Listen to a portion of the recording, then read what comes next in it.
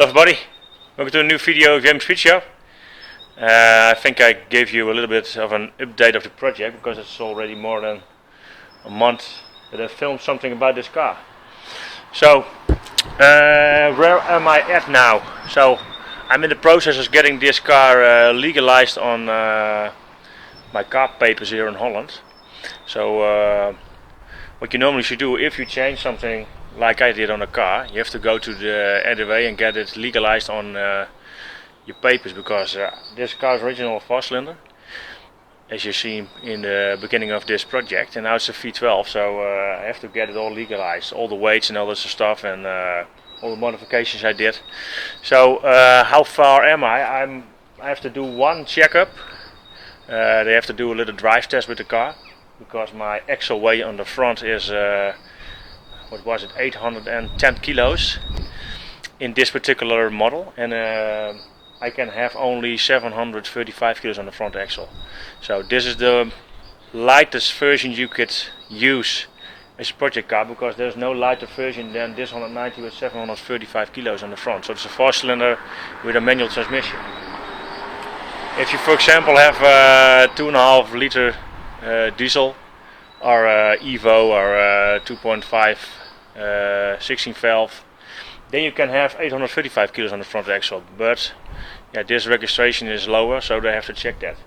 So that's the last thing I need to do. That's the end of this week. So I think when I upload this video I already have the checkup, but we will see. If that is all done, I get my new registration and it's legalized to drive. Also, another thing is, here in Holland we got a road tax thing with oldtimers, that you cannot, if you are in an oldtimer road tax group, then you pay less road tax and you cannot drive December, January and February. What is pretty weird. And it's now end of January, so I can only drive this car if I got my papers legalized on the road from 1 of March. So I can drive on the road to checks like what I have to do, and I can drive to the APK. That's the same as in Germany as a TÜV. That's a yearly check, but in an old-timer like this, it's once in 2 years. So what I did for the last check or last test, I raised my rear suspension, so it's a little bit higher now. I raised it another 16 or 17 millimeters. That's the maxed out rear height, because they're going to drive it with full weight, like with 3 persons in the back. So that means that your like the total weight should be around 1835 kilos or something. That's the same weight as the 2.5 16 valve or the 2.5 liter diesel has on papers. So chassis and everything is the same in all those cars, only the springs is different, but yeah, they look at numbers. So that's why. So in the interior, I've got the full interior in. I don't know if I showed you that yet. Full interior is in there.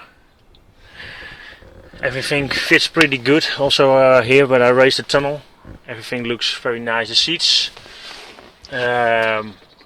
need to be reconditioned, so I'm going to do that. It's all in one piece, but I'm still thinking of to get it completely black like original. I found a company that can give me some stuff for that. So yeah, so we can start up the car just to show you how easy this is. Where have I got the keys?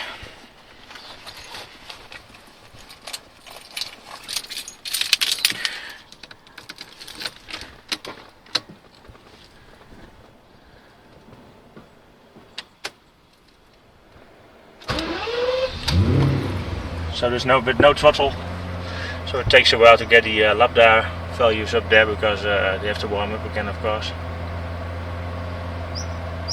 Oil pressure is pretty nice, like 2 bars when idling, around 860. It will go down a little bit to around 760 or 780. That's the point where it should be.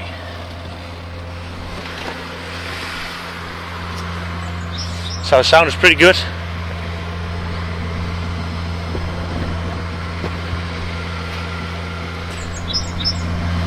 That was also an issue at the first time that I did the check. I got too much noise in the exhaust, so I made some decibel killers and out of here, but I could have on license 95 dB. It was a little bit over it, just a few. Okay, you can see the lambda values are now a little bit on the rich side, but because the car was off.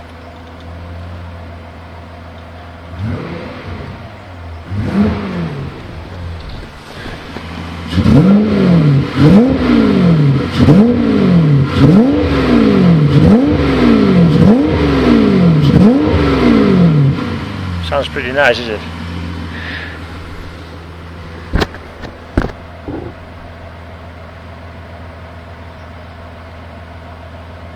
Look, it's now leaning out a little bit. Going back to W201. Oil pressure nice, around 2 bars. Pretty good. My battery voltage is pretty good, so it's loading. So you can see now lambda values around 1. So pretty nice.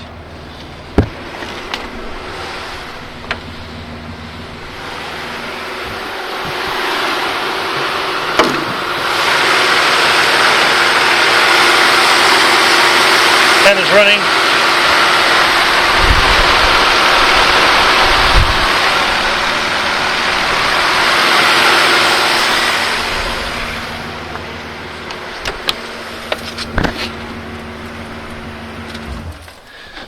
That's also one I told you to tell you about.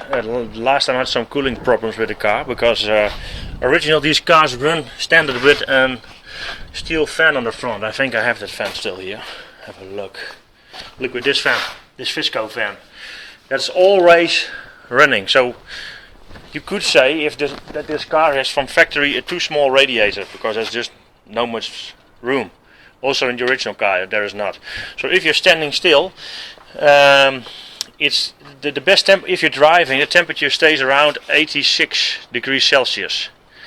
I've got it now running. The temperature is getting on 88. The first fan is going to run, the big one, and on 90 degrees or 98, the two fronts are running, and they're going over off around 86 or something back. That's only when I'm for a stoplight or anything else. When I'm normally driving, then the fan is not kicking on, so that's very good. In the beginning, these two fans were not big enough, so I placed another one. Now it's good. I have to see how it's like with 30 degrees outside temperature. I have to check that, but we will see. So that was also a big thing, and you can see there's almost no space. I don't know if you can see that, but it's almost no space there. So it's all pretty good. The back plate is not in there because when I drive like this, it's just very good to do. So I have to look if I'm going to place that plate in or not. For me personally, I don't think it's an issue because the air out of the engine bay can go out easily, more easy than before. So that's a pretty good point for me. So this is up to this point. So hope you like this video about this update. And when I can drive the car for real, we'll make some nice videos. But first needs to be legalized, probably. So hope you like this video. Thanks for watching. Have a look in the right corner for my logo for you. Go to my playlist, and if this is your first video, look to the playlist, all the other videos. Thanks for watching. You can also look on my website, JMSpeedshop.com. Thanks. Bye bye.